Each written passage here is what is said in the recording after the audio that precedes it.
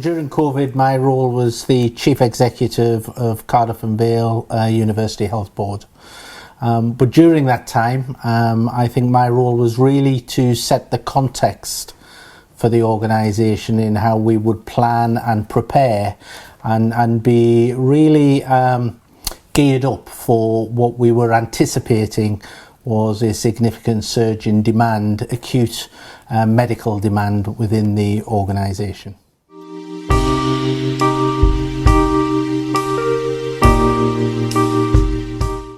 So the major teaching for me, or the major thing that I reflect back on, is the ability to stand back and listen and understand from a range of different experts what the future could hold, what the pandemic would do, what the impact on the organisation would be. There was a real drive within the organisation to step up to a gold, silver, bronze sort of emergency response type approach. I resisted that significantly and against probably a lot of people within the organisation's perspective as well. But I resisted it because I wanted clinical staff to come to the fore, to be able to think through what the impact would be and how they would have to change their services to be able to respond.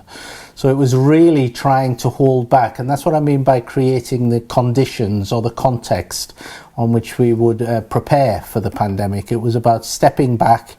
talking to people, getting clinicians to take ownership of the issues and of the problem in hand, and then getting those clinicians to actually come up with the solutions and then backing them to put those solutions in place.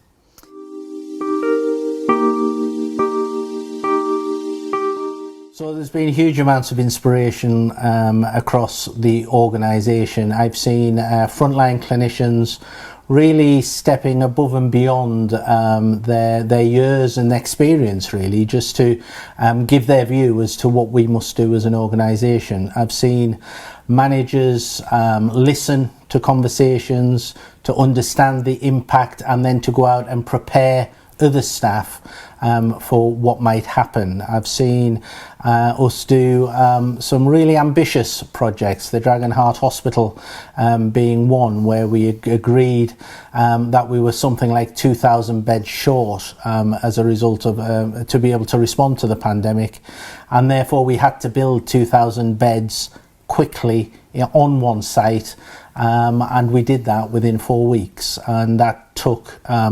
immeasurable ambition and expertise and a real can-do attitude from staff, some of which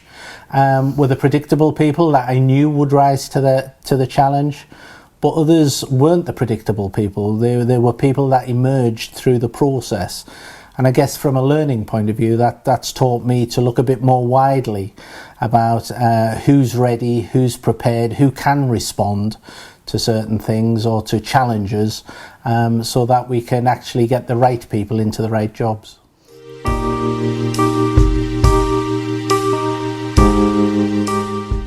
So for me, I think I've learned to communicate much more regularly, more widely over the COVID experience. So